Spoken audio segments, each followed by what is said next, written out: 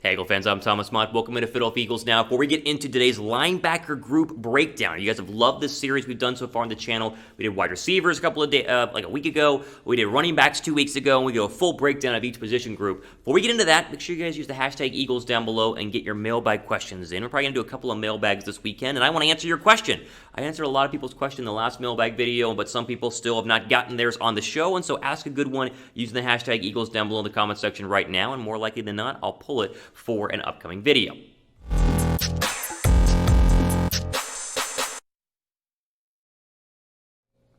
I want to jump into, again, a series that we have done here in terms of breaking down the key position groups as they currently stand for Philadelphia. We did wide receivers, we did running backs, and now we're going to jump into the 2021 linebacker group, which is greatly improved and yet still very, very young. And we're going to go through each player and what they mean and their potential outlook for the season. But first, a full look at the depth chart as it currently stands. I think your three starters are this.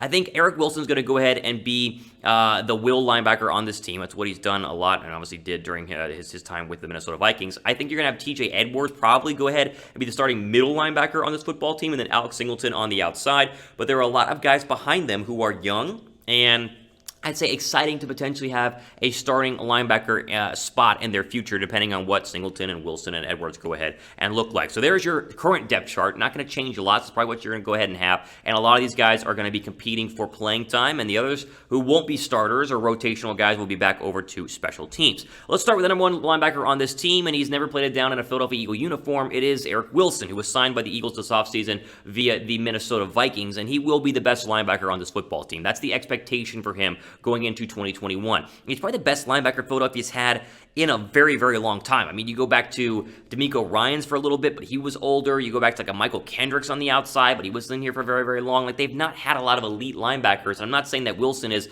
top 5 in the league, but he's still one of the better ones they've had in Philadelphia over the past couple of seasons. He's probably going to start at the will, so the weak outside linebacker or the left outside linebacker position. A lot of people thought he'd be middle linebacker, but he's more of an outside linebacker in terms of the speed. He could be moved inside, possibility. You never know what Gannon's going to want to do from a defensive perspective, but most likely starting at the will. The thing about Wilson is he just makes the linebacker group better. He adds a veteran leadership aspect that they literally would not have without him. I mean, it'd be a lot of young guys like Edwards and Singleton and Bradley who are potentially good linebackers, but not a lot of leadership. And I think when you get to big games, and the Eagles will have hopefully plenty of those in 2021, you need somebody at the linebacker spot to calm everybody down, lead by example, make the big tackle on the open field on 3rd down and 4, whatever it is. And I think Wilson's going to go ahead and obviously be that guy. And that's why Philadelphia gave him the money and brought him in and was one of, in my opinion, the best signings Philadelphia has had in a free agency period in a very, very long time. All right, answer this question down below. Do the Eagles have a top 15 linebacker group in 2021? Will they have a top 15 linebacker group? I think that they will. Type Y down below for yes. I think they won't. Type N down below for no.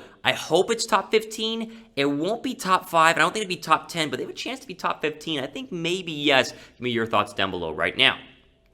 Okay, second best linebacker, in my opinion, on this football team is going to be T.J. Edwards. I think he's going to be the starting middle linebacker, and he was great last year when healthy. He had a hamstring injury and really missed a couple of games. He only played in 12 last season, but you look at what he's done when he's been, in the lineup, and the production has definitely been there. He started every single game that he did play in 2020, and I think that he can take a massive step in the right direction in terms of being a really good starter in the National Football League. Again, good at times last year when he was actually healthy. If he can stay healthy, this guy is a tackling machine. 12 games, he had 70 tackles and 5 TFLs plus an interception. He's one of the brighter young linebackers on this group and would have been the best linebacker going into the season had they not signed Eric Wilson. I'm very excited to see what Edwards is going to be capable of, and I hope that he wins the starting middle linebacker job in order to, potentially become the next, not great, I don't know if he's going to be like a star, but the next great middle linebacker in Philadelphia. He has the tools to do so and was an undrafted free agent. I mean, the guy was not drafted, so a big chance to have a cheap but very good middle linebacker in Philadelphia this year if he can go ahead and stay healthy. We'll talk about Alex Singleton in just 1 second. First, though, who was more tackles in 2021? It's going to be T.J. Edwards or Alex Singleton. Give me your thoughts down below. Pick one. Who more tackles in 2021, Singleton or Edwards? Let me know down below. Okay, before we go ahead and keep going, I'm predicting a Zach Ertz trade happening very, very soon. Buffalo just cleared up a bunch of cap space in order to possibly go ahead and acquire his $8 million contract. If a trade happens, we'll cover it here on the channel, so make sure you guys go down below and hit that red subscribe button, because the second it happens, I film, I upload, and you guys watch and enjoy. So hit the notification bell as well, because that's the best way to be notified whenever we drop the latest videos. Try and get to 20,000 subs here. Go down below and help us out. All right, your other starter at linebacker, in my opinion, this year, and at least slated for training camp, is going to be Alex Singleton. I think he should be starting at the Sam, so it'll be most likely Edwards at the middle, and then Wilson and Singleton, the two outside linebackers. And it seems like Singleton is a really good fit for the Gannon defense, and he spoke about that a couple of days ago to the media. Gannon wants fast guys who can hit. Singleton is a fast guy who can hit and play outside linebacker, and he was vastly improved. If Edwards was the most improved linebacker last year, it was probably Singleton, because he was really, really good and got to the football a lot and had a ton of tackles. I mean, we talked about T.J. Edwards and 70 tackles last year in 12 games, which was really, really good. Singleton played in all 16 games and had 120 tackles. I mean, the guy was a tackling machine, and you kept kind of waiting for him to taper off a little bit, and he just didn't. Like, Singleton is the most improved linebacker in this group, and I think can be a breakout star candidate in 2021. Again, this goes back to the point that with Wilson there being the leader, Edwards, of course, showing a lot of potential in 12 games if he can stay healthy, and then Singleton, obviously playing all 16 games and being very, very productive. This is a young linebacker group that can be pretty darn good, and I'm pumped to see what he's going to go ahead and be able to do. Most improved last year, and I think it's time for him to take that next step and be a real starter in the league, all 16, 17 games, whatever it is for Philadelphia. Okay, before we go and get into some of the backups here who might be able to push the starters for some playing time, go ahead and help out our friends and download the Newsbreak app to your Android device or your Apple iPhone. It's free, and it gives you guys all the latest updates in terms of weather, politics, and local sports and news that you want to follow. So you download the app by going to chatsports.com/EaglesNB, and then just put in your zip code, and you can go ahead and just subscribe to any of the different news outlets in your area. You can also subscribe to news outlets not in your area as well. Again, chatsports.com/EaglesNB. Get the latest up-to-date local news, weather, sports, politics, and more at the touch of a button. Also follow us. Just search Eagles Now by Chat Sports, and it'll pop up, and then all my videos will populate there as well in one simple feed. A great app that I use every single day, and you guys should go ahead and use as well.